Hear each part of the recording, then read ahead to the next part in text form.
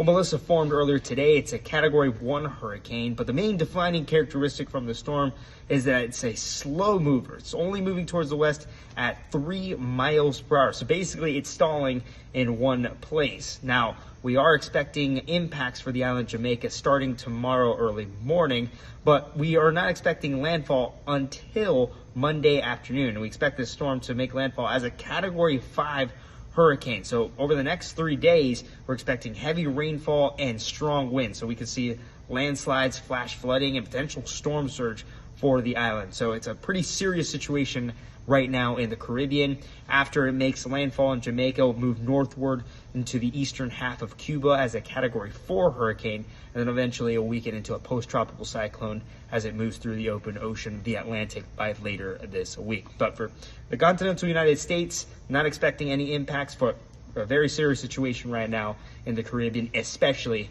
in Jamaica.